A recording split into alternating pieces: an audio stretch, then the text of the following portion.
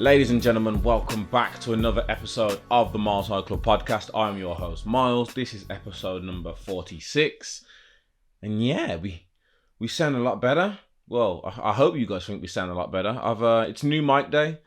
Well, technically yesterday was new mic day, but yeah, it's new mic day. I finally bit the bullet. I don't know what actually pushed me to do it now. I've been looking at getting a new mic for a minute. As you all know, I was waiting to get this place done before I started buying new equipment.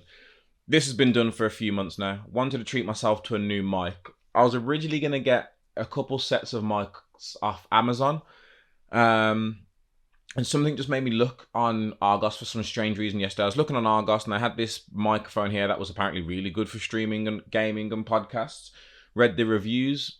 They were all fine reviews. Went onto YouTube, watched a couple of reviews on YouTube. They were all pretty decent. So yeah, treated myself to a brand new mic and a new mic arm to hold it all up with. And so far, so good. When I've listened back to a few of the tests I was doing yesterday, everything sounds fantastic. I even had to Google what the whole point of having this is, a pop filter. Because some of the podcasts, or if not most of the podcasts I watch, they don't have one of these on their mic. But I've seen them been used before.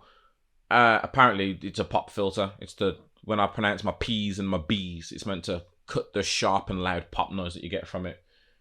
I'm also not a professional, so don't take me word for word. But that's roughly what these things do. The big boys, the people that have got the big bucks, they can actually buy mics that have got all that shit inbuilt. God knows how much those mics must cost. But yeah, new mic day. So far, so good. I've also gone back to the normal camera angle. For those that are listening, you've got the treat of the new audios, the new sounding vocals. For the people watching, I've gone back to just recording it standard. So what I was doing is, because I've got my LED lights that go all the way around my feature wall, got a scratch on it, that go all around the feature wall. I wanted to record so you could see all that and it would give like a purple hue effect, but with the lights and the camera that I've got, it was never going to work, but I thought I would test it out. I thought it would look nice.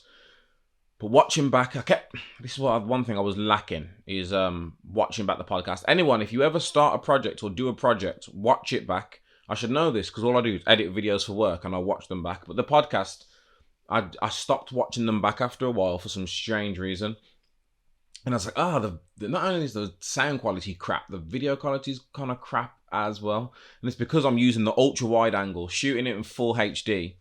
Not 4K, because the memory it takes up is unbelievable when you're recording for 30, 40, 50 minutes. So I was like, I'll work on something else to give a nice little cool drop in the background. I might get floodlights. Originally, I wanted to buy LED changing colour floodlights to have on the floor and shine upwards.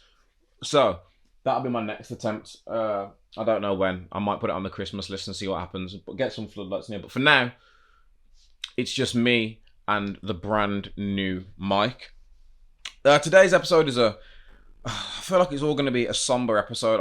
Hopefully I can try and find something that's good news, but so far it's not the best. We'll start this pod with what I saw earlier on today, which is rest in peace Sean Locke, British comedian. I'm not big on my British comedians. I know a handful of them. Sean Locke was one of them. Mainly thanks to his appearances on, was it QI and 8 out of 10 Cats. I used to watch those shows religiously. I think it was QI was BBC, I think, and then 8 out of 10 Cats was Channel 4. And then at one point, I remember when Dave, the Freeview channel here in England, came out. Dave, it was just all old British comedies. They used to play QI non-stop, Would I Lie to You non-stop, 8 out of 10 Cats that was the epitome of British comedy to me. And I used to love every single episode. Sean Locke was on that, one of the funniest, if not the funniest person to touch mic every time he landed on that set. He passed away from cancer today, and you know what? Let me pay my proper respects by getting his age. Because I'm sure he was in his 50s, but you know what? Passed away with a battle to cancer. Oh, okay, they didn't actually have how old he was on there. But you know, it doesn't matter how old he was. Rest in peace, Sean Locke. We are not going to go off on this tangent, but it's 2021 and we as in the normal public, still have no cure to cancer. Apparently everything causes cancer. Everything can get cancer, but we're still not any closer to a cure. So rest in peace, to Sean Locke. Rest in peace to anyone else out there that has lost their lives to cancer. And you probably thought, okay, Myles, you've got the somber bit out of the way. Let's get on with the podcast. This is the podcast. It's a somber one because, again, when I was doing what I do, looking for my research, trying to find out what's going on in the world, two of the things... Okay, hold on. Let me get them up. Because the two things that I saw trending and that have been trending for the past few days. The first one was all about Afghanistan. And all I kept seeing was something about Afghanistan, something about the Taliban, and something about the military pulling out. And I was like, what the fuck is going on? And then... Was it yesterday? It was either yesterday or the day before. There was a video.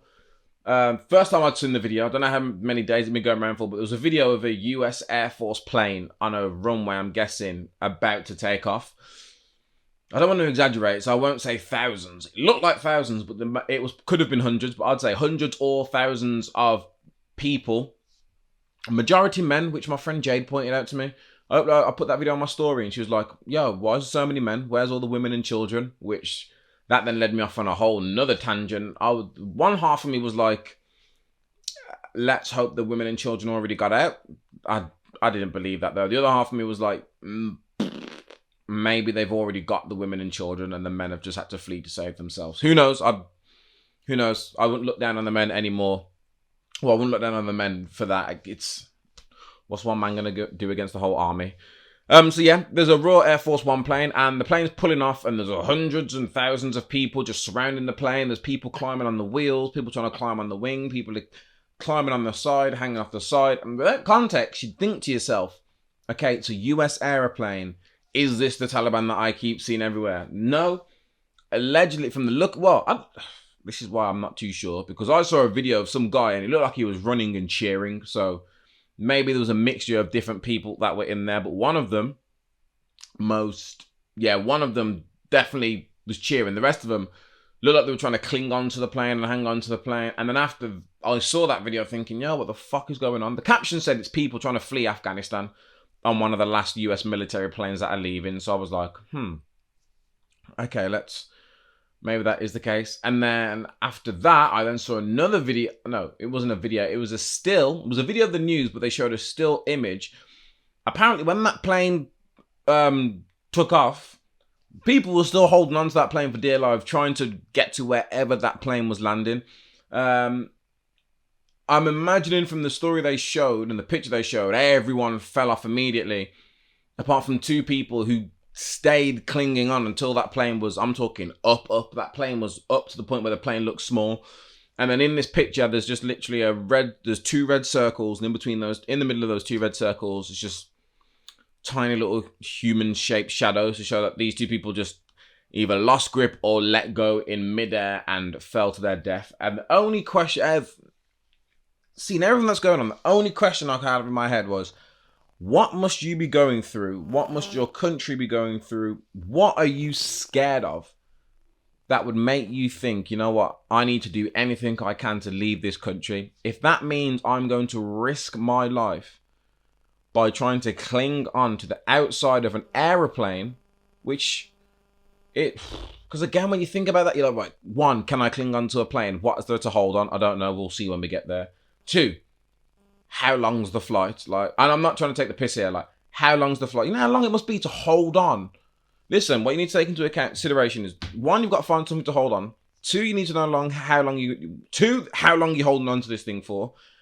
How comfy is it to hold? The temperature up there, the wind, there's so much that I'm taking into consideration right now because I'm thinking about it. These people are that scared, worried, whatever they are, that they're not thinking about this, and all they probably thought is, if I just hold on to the plane, I'm safe out of here. And the same thing happens when we had refugees coming from Africa or coming through Africa over here in boats, handmade boats, tiny little canoe boats, facing all those choppy waters out there. So if you're watching this and you're thinking to yourself, what's going on in Afghanistan? That's exactly what I Googled. I Googled what's going on in Afghanistan.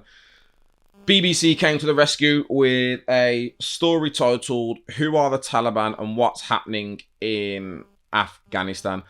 Now, I'm trying to think. No, not the Taliban. It's either Al-Qaeda or the Taliban. There is one of these groups, I'm sure, were trained by Americans to fight Russians. And then something happened, the training stopped, and this group that the Americans trained just had all these weapons and then ended up trying to rule the country. That could have been the Taliban, could have been Al-Qaeda. I could be getting all my groups mixed up. Who knows? But here you go, Taliban. The Taliban is an extreme Islamic group which ruled Afghanistan from 1996 to 2001. They say, I like the way BBC have reported this, because instead of saying they are Muslims, they rep Islam and all this, they're saying, this is what the BBC says, they say they are followers of Islam, but their beliefs are much more extreme than those of the majority of Muslims. Which, hey, there are extreme Muslims, everyone knows that. There's also extreme Christians out there who are willing to kill in the name of Jesus or in the name of God, so let's go. When the Taliban leaders were in control, they banned many things, including education for girls, television, music, and cinema. Men were made to grow beards, and women had to wear burqas, which is one piece of veil that covers the face and body. The Taliban's strict laws and extreme punishments made them unpopular with other countries. People living under Taliban control could be punished very harshly for breaking their rules. They have been accused of human rights and cultural abuses. So, I think, you know what? I'm not going to sit here and act like I knew all of that. I never thought the Taliban was ever in control, so that's new to me. I just thought the Taliban and Al-Qaeda and whatever other group they've said to us before, ISIS, I always just thought that was some sort of rebellious group that is out in one of these Middle Eastern countries, fucking up that Middle Eastern country as well as trying to fuck up other countries, and that's why, well, that's one of the reasons why the UK and the US sent their military out there. So the fact that I've just learned that they were in power, I actually had no idea of that, but there you go. How did the Taliban manage to take control back? So this is what's happened recently. So for the past 20 years, the US have supported the government in Afghanistan that was put in place following the war there. But US President Biden announced in 2011 that all American forces would leave the country by September the 11th. So the UK pulled out all their troops, I think a few years ago now. There might still be a few out there, but the heavy UK force, that got pulled out ages ago. And then Biden announced in April that he's pulling out all American forces. So they all need to be out within the month, which is why everyone has started leaving. So again, over the past few months, the Taliban have begun gaining control of territories around the country. But how quickly have they been able to... Oh, okay, here we go. The capital, Kabul, was the last major city in Afghanistan to hold out against the Taliban, but it has now claimed victory there. Fighters have seized the presidential palace, and the president, Ashraf Ghani, has fled to Uzbekistan. Ross, the former president, Hamid Karzai, is offering to lead the transition of power with the Taliban. Huh? So is the former president with the Taliban? Oh, this is like it's very serious, so it's not like a TV show or a movie. But what I've just read, it sounds like the plot to the movie. The war in Afghanistan, September, we all know what happened. September 11th, 2001, terrorist attack that happened in New York and Washington. The United States believe that a group called Al-Qaeda and its leader, Osama bin Laden, were responsible for the attacks. Let's not get into the conspiracy theory about that. This is how the whole war started. Groups, these Al-Qaeda, Taliban, these groups started to rise, started to fight each other. Not started to fight each other, but they started to rise into power, fighting each other, apparently attacking the West or America, whatever we want to class them as. And then that's what we got. In early 2019, the US and the Taliban began peace talks aimed at finding a solution to the 17-year conflict in Afghanistan. Some conflicts don't seem that hard to fix, but you know what? Never mind. So, what will happen now the Taliban is in charge again? Many Afghan citizens have told the BBC the next few months are going to be difficult, and they don't know something as simple as sending children to modern schools is going to be possible or not. Ross. Commercial flights have been suspended. More than 60 countries have issued joint statements calling for security and civil order to be immediately restored, asking the Taliban to allow those who wish to leave to do so. Due to fear and uncertainty over what could happen under the Taliban's rule, thousands of residents and foreign nationals have been trying to escape Kabul. Listen, it is a madness what is going on there. So you know what? Heart and prayers goes out to everyone out there in Afghanistan. I don't know. I don't know how you sort this. You can't send troops in there. The whole reason everything's fucked up at the minute is because troops have been over there, pulled all the troops out. Because there's no more troops in there holding back, the Taliban have said, this is our time to shine, rise to power. So they've took over again. I saw a video on WorldStar, but I didn't know if it was a real video or not. But apparently, it was of the Taliban in that palace that I'd mentioned that they've actually captured. It was them in the weight room lifting weights and doing shit. They take it all for one big joke. People's lives. So that was the first story I saw. So I was like, fucking hell. Shit's going crazy out there. And then another story I saw. Well, I didn't even see the story. It's mad what you see on the news and what you don't see on the news. Because I haven't seen anything about. Then again, I don't watch the news to say that, but I haven't seen any like news clips of people talking about Afghanistan, is what I should say. The other one I didn't see too much news on in the social media aspect anyway, apart from people, is what's going on in Haiti. Haiti gets it. Like I think I've said this before on this podcast, but we are so privileged at times to be living in England / the UK because we can moan as much as we want. This year, for example, we haven't had a summer. Okay, it's what? Today's the 18th of August. There are officially like 3-4 weeks left of summer. It might be 2-3 weeks left of summer. And we have not had a summer. I don't think we've even had 4 weeks of sun. We've had like 3.5 weeks of sun. June was grey. July had a bit of sun. There was a week or two in there in July. August, I might have seen 1 or 2 days of sun in August. Like, we ain't had a summer. I don't know what. Global warming. How does this work? How can the winters be getting warmer, but the summers be getting colder? I'm so confused. But yes, back to Haiti. Sorry on what I was talking about with Haiti. So, Haiti was struck by a deadly 7.2 magnitude earthquake. I think it was 4 days ago now. So if I just type in, because Haiti always gets hit with these bad earthquakes, and there was a bad earthquake that happened in Haiti years ago, and I'm trying to remember. The one in 2010, that's what it was. So apparently the Haiti earthquake occurred along the same fault line as the one in 2010. So yeah, I'm glad we live in England because we might get a whack summer and shitty weather all year round. But we don't get these natural disasters. We don't get earthquakes, tornadoes, monsoons, hurricanes, tsunamis, none of this. Not even close. Okay, we get mini tornadoes once every 17 years maybe in the smallest area, and it does the tiniest bit of damage. This shit is killing people. That doesn't happen over here. I don't think anyone in England has ever died from a natural disaster.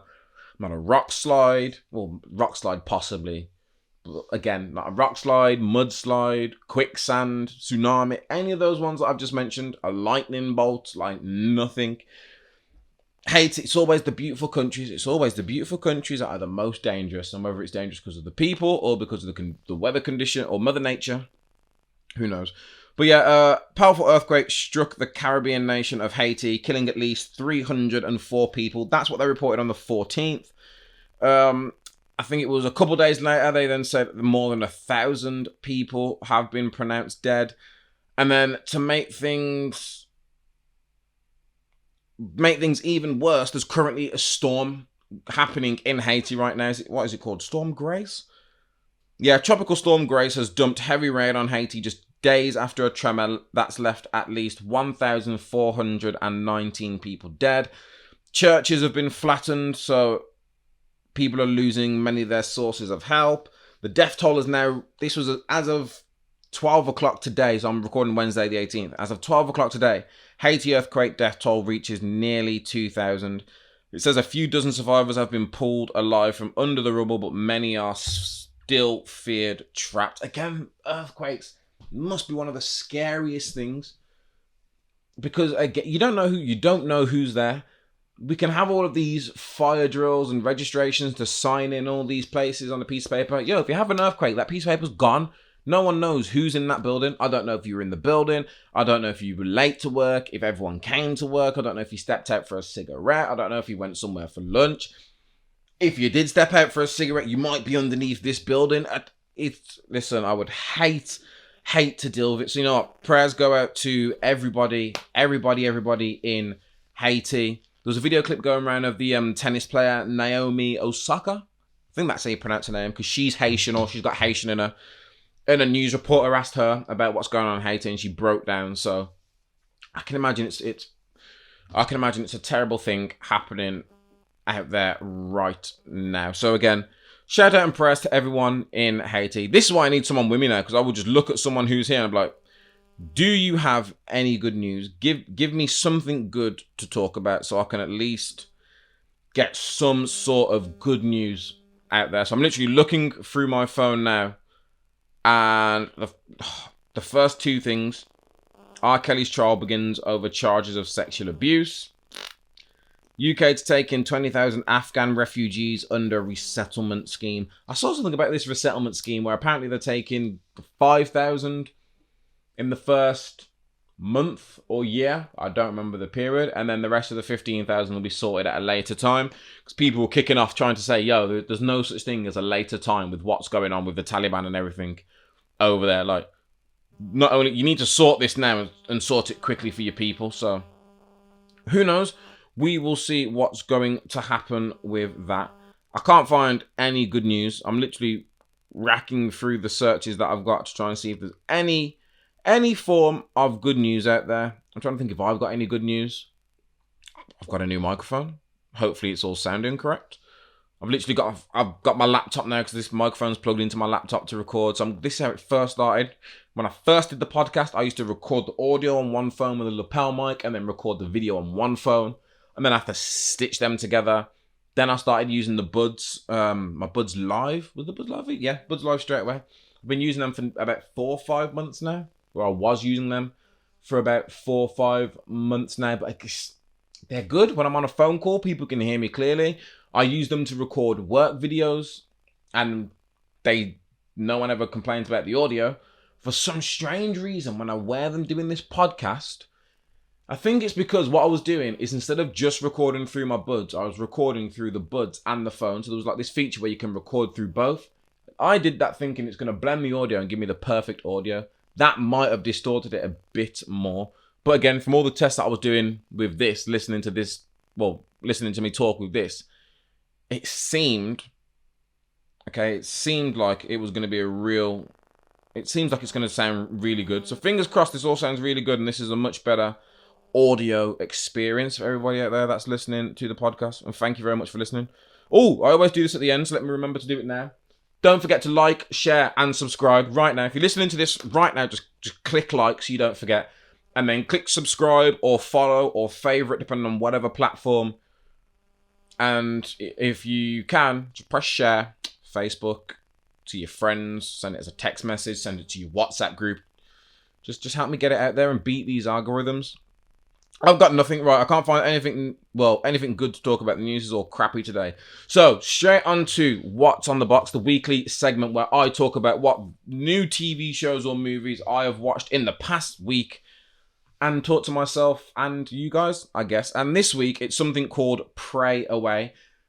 Seen it advertised last week, added it to my list, Pray Away. Now, the reason why I added it to my list is because what I took it as when I read the little caption is it was a program about conversion therapy for gay people. Let me see. Hold on. I wrote down what it actually is. Well, I thought I wrote down what it actually is, but obviously I don't know where that's gone now. So the little reading about it is 5 evangelicals in the 1970s break away and form Exodus International, a group that claims gay people can become straight through prayer and conversion therapy. Right. I'm gonna give you all of my own personal views on what I've thought watching this, because as I was watching it, I was taking down notes. And then I'm going to give you my final thoughts, and then I'm going to read what some of these reviews said and how much it, I wouldn't say influenced my now thought of it, but it made me look at these things and go, oh yeah. Right, so I've literally got all the things down here that I wrote down. So there's a ex-gay guy. They call themselves ex-gay. So ex-gay gets used quite a lot in this. But there's an ex-gay guy called John who marries an ex-lesbian, and they... Oh, there goes my Alexa. So there's an ex-gay guy called John. He marries an ex-lesbian, and they have a child, and it goes viral. So this guy, John, he's one of the people that formed this group called Exodus International, which became a massive group because John was someone who was gay. He was openly gay. He forms this group called Exodus International, claiming that it can turn gay people straight. He claims that he was gay, but he's now straight. He then marries a woman who used to be a lesbian and is now straight, and they have a child together. So you need to imagine this is back in the 70s. So back in the 70s, people see this and they're like, oh, wow, it must be true. So I've literally these notes are all out of order. Well, they're in order of how the programs run, but different things are about different people. So John said that he kept a lid on his homosexuality and he got his relief through porn, which his ex-lesbian wife found. So this John guy, he literally talks about it at some point. I'm sure it's in my notes here, but he talks about how he thought being gay was a behavior. So he thought, if I don't behave gay, I'm not gay. But he still had gay thoughts. So like he would still have gay thoughts in his head and still be tempted when he looked at men. But because he wasn't with a man, sleeping with men, kissing men, doing quote unquote gay stuff, he didn't believe he was gay. So because he married a woman, was having sex with a woman, had a child with a woman, he then told himself he was straight, even though he was probably thinking about Derek while he was fucking Deborah. I don't know if Deborah's a name. I might have written her name down right at the end of this. Anne. Her name was Anne. Thought it was fucking Anne, but it was Andy. He even said this. He says this at some point as well. I knew it was going to come out. He lied. So he lied. Said that's what it was. It's all coming back to me now. So this John guy that I've just said, this John guy was a gay person. He broke away and helped form this Exodus group. He marries a woman, has a child with this woman, keeps the lid on his homosexuality. His wife did catch him watching gay porn, and she was like, why can't you do God's willing? Why can't you get rid of these demons? Blah, blah, blah. But nothing happens. He then goes out. This is later on in life. He then goes out to a gay bar. He's in the gay bar. Someone gay clocks him, sees who he is, calls his friend. His friend is either paparazzi or calls up paparazzi. As this John is seen leaving the club, someone tries to snap a picture of him, so he puts his hand up in his face and is running away. It's all caught on camera. And then he says he knew it was going to come out, so he lied. He didn't know he said he didn't know it was a gay bar, and he went in there just to use the toilet. And his only thought was, I hope I didn't hurt the movement. He was the chairman of Exodus at this time. So imagine the golden boy, I'm trying to think, the show pony, the show horse. I'm trying to think of what it is, but the star child of Exodus, the chairman of Exodus, the person that probably got hundreds of thousands of people to believe because he used to be gay and now has a wife and children. He then got kicked out as the Exodus chairman, and his wife divorced him. And now he is back to being a fully fledged homosexual. I feel like that's a safe way to say it.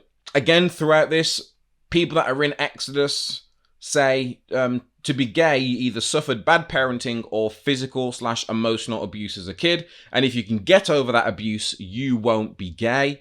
They said a boy is gay because he has a bad relationship with his dad, and a woman becomes a lesbian because she has a bad relationship with her mom. It was called a disease, a crime, a sin. Watching this, because I'm not gay.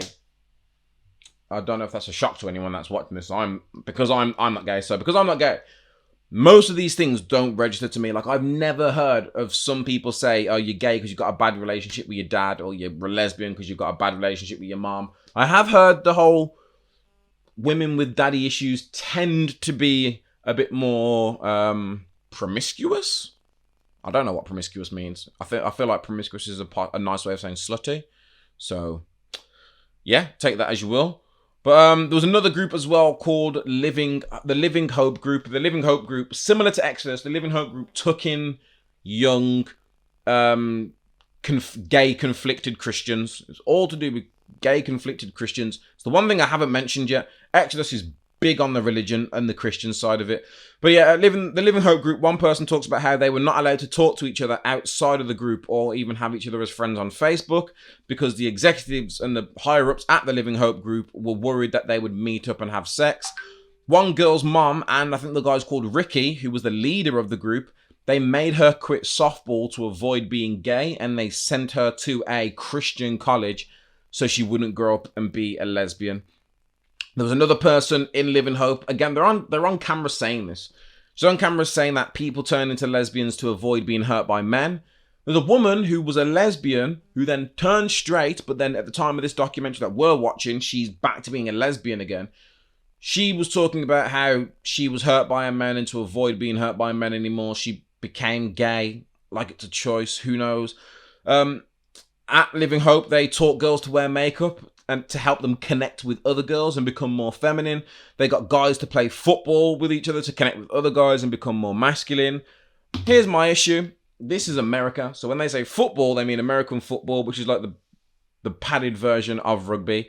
If you have a bunch of people who are conflicted about their sexuality, i.e. a bunch of young horny boys that are horny for men and conflicted about it, should you really have them running around, tackling each other, getting sweaty with other men? Just my thought. I don't agree with any of this progress. I'm just saying, if you're going to commit, at least commit correctly. Behavior makes you, here we go, that's what I was saying earlier. Behavior makes you gay, not feelings. He was always feeling gay. He was tempted by homosexuality, but he was lying back then because of his position in the Exodus group, of him obviously being the chairman of Exodus.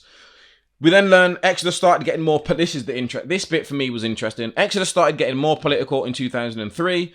Politicians can't say their views are better than gay views, but Exodus can. So politicians, people that are running for the president and stuff, they were like, they can't get on camera and say, I'm a straight Christian male. Don't believe what this gay guy's saying. He's dealing with demons. They can't say that. But Exodus, this group can come out and say, George Bush is a straight white male. He's talking more sense because this guy's gay or she's a lesbian and they're obviously not thinking correctly. Who knows? The Bush era, that's why I brought up George Bush, they tried to fight the LGBTQ rights forever. The Exodus vice president was gay.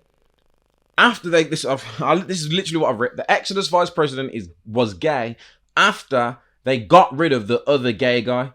And then there was a lesbian leader of Exodus who was in charge of Prop 8. So listen to what I'm saying. Exodus are campaigning and getting more and more political with George Bush to stop things like gay marriage. Meanwhile, the main person in Exodus is gay and he's leading this charge. There was also a woman who joined just as Prop 8 was being started. So it was all about her to influence Prop 8 and get it all out there. She was a lesbian. Or she was an ex-gay, an ex-lesbian, and she was in charge of Prop 8, which is literally against her own community. They say all this at the end. We will get there. You've also then got... Oh, here we go. I think I've written down what Prop 8 is. Yes. The most important investment Exodus made... Well, the most important investment Exodus put into politics was the marriage battle. The Prop 8 campaign, only a man and a woman can be married, which means... What they did, so how Prop 8, and this is what you call propaganda, how Exodus tried to swing it in their favour to get this whole marriage battle, the Prop 8 marriage campaign passed through, is they were saying, look, a man should marry a woman should marry a man can't marry another man, a woman can't marry another woman. Where does it stop? They were basically saying, if gay people get married, what's next? Adults can marry children, mothers can marry their sons. They were literally spinning it like that. So people that aren't gay and probably didn't necessarily care about these issues or were homophobic in any sense, if you heard, well, if we let gay people get married, then these pedophiles are going to want to marry these children, and all these incest people are going to want to marry these people. And marriage is all about the word of God, and they're disrespecting God and Christianity. And so Proposition 8, known informally as Prop 8, was a California ballot proposition and a state constitutional amendment intended to ban same-sex marriages. It passed in November 2008 California state elections, but was later overturned in court. Thank you very much for that, Wikipedia. And then it came up that the founder of Exodus, after decades of destruction, finally started a company to do good to do more good for the LGBT community, and this was like XX gay. So you were gay, and then you were X gay, but now you're X gay. This is what they referred to themselves as. And then there was at the end of the documentary, there was a new leader of Exodus who, I don't know why he did it, but it was good for him. He organized a face-to-face group meeting with all the survivors from Exodus to make him see what had gone on in the past 3 months. There were people that had left 12 years ago, 15, 20 years ago, to some people that had just left now. And they were literally talking about all the harmful things that Exodus were doing. Now, if you are Christian and you have a church, or if you're Christian, you want to be like, look, I want to help young Christians understand their sexuality, by all means. But if you're telling people that to be gay is wrong, to have demons, that they've been abused. At one point in this show, when they're talking about it, they're saying, if a man has a bad relationship with his dad, they tend to grow up to be gay. If a woman has a bad relationship with her mom, someone then said, what about if there is no bad relationship with a same-sex parent? They immediately jumped to, sexual abuse. And then the guy replied and was like, not everyone is sexually abused. It's like, it happens, you're so young, you've probably forgot about it. So you can forget about this sexual abuse, but it's enough to turn you gay. And then at the end of the show, it comes up saying approximately 700,000 people have had a form of conversion therapy in the US, and the survey shows youth are twice as likely to commit suicide after having conversion therapy. Ricky Shellett, the director of Living Hope, he refused to be interviewed. And Anne Polk, who was the ex-wife of John Polk. John Polk featured predominantly a lot in this. He's the gay guy, that ex-gay, married Anne, who's the ex-lesbian, had a child, then turns out he was still gay when he got caught in a gay nightclub. Now, that's a lot to take in. Now, the main reason I watched this for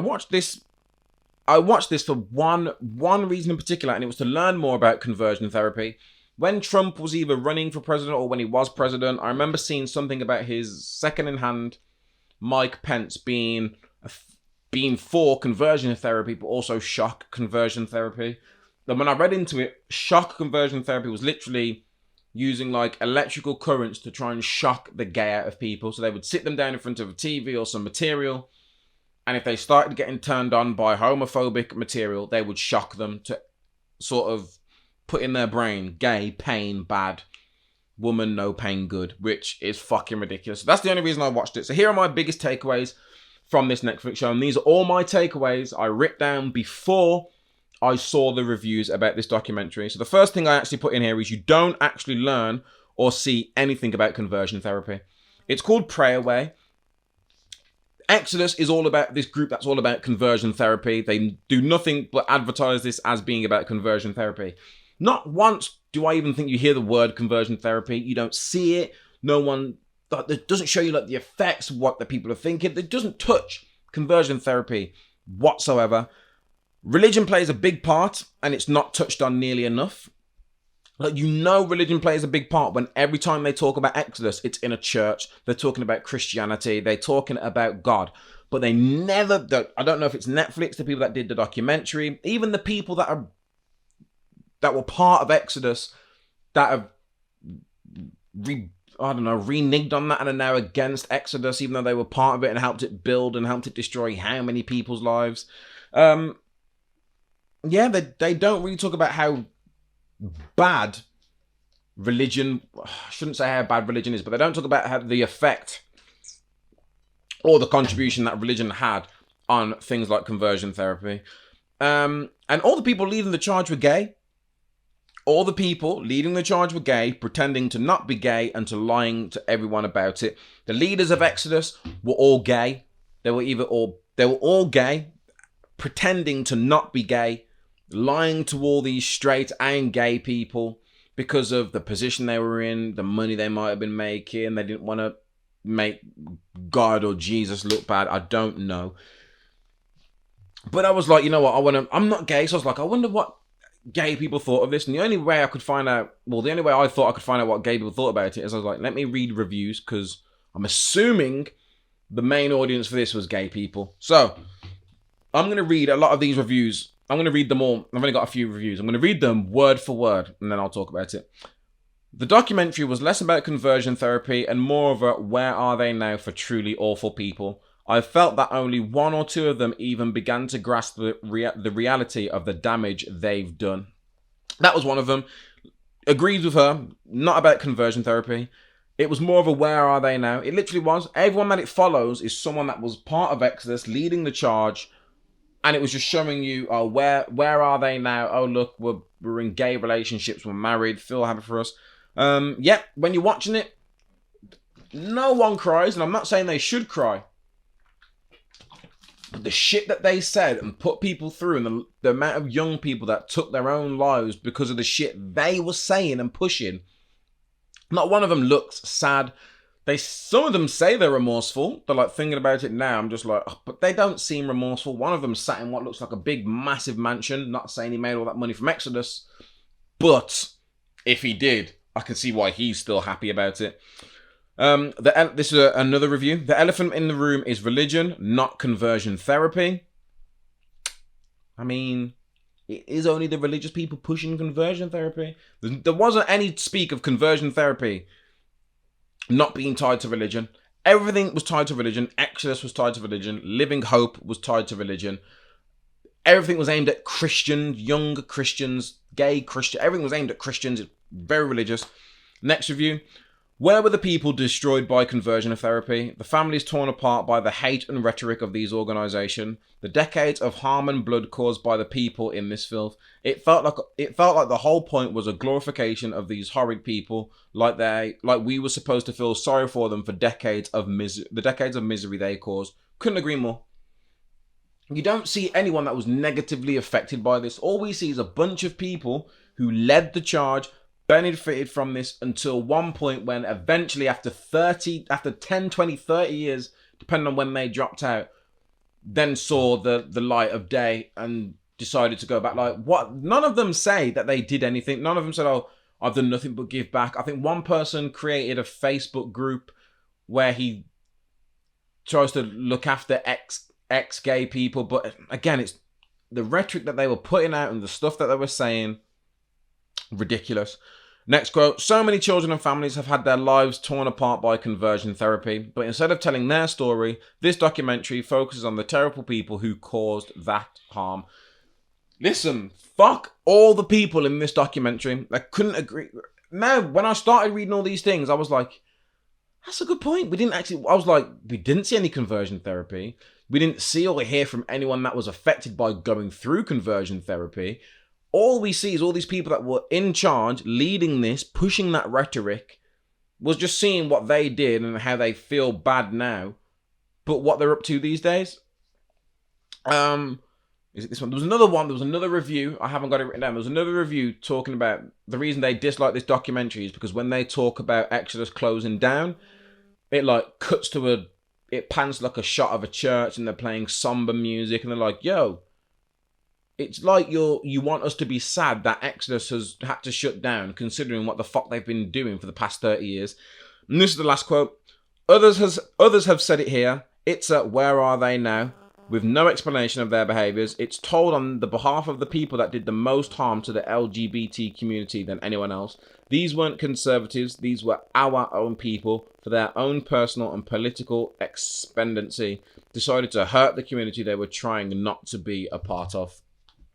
That was the nail in the coffin right there. For me, I still learned something. I wouldn't completely pan it. For me, as a straight person that doesn't know too much about, one, conversion therapy, or two, what the gay people were going through, although it is a jaded peek behind the curtain, it's not the peek behind the curtain you want to see.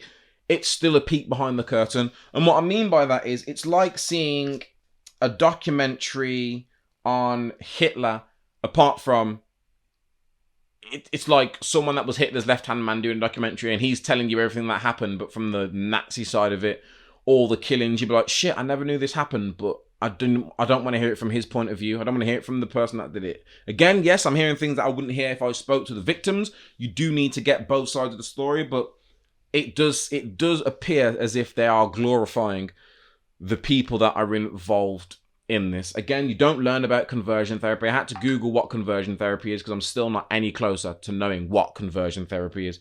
But apart from that, is it worth the watch? You don't learn about conversion therapy. You don't see from the victims. It does, now that I've said it seems like glorifying it, when you watch it, it'll probably seem like that even more to you. But it's called Pray Away. It's on Netflix. I think it might be worth the watch depending on your sexual orientation. How about that? Or if you just want to see how bad it really is. If you want to know about Exodus, there you go. If you want to know about Exodus, this specific group called Exodus and the people that led the charge, go and watch it. It's a great insight into the behind the scenes of the people that ran Exodus. If you care about conversion therapy, the victims of all this, the outcomes, what happened, all of the good stuff you'd normally get in a fully fleshed out documentary, don't watch it. You're going to be bitterly disappointed.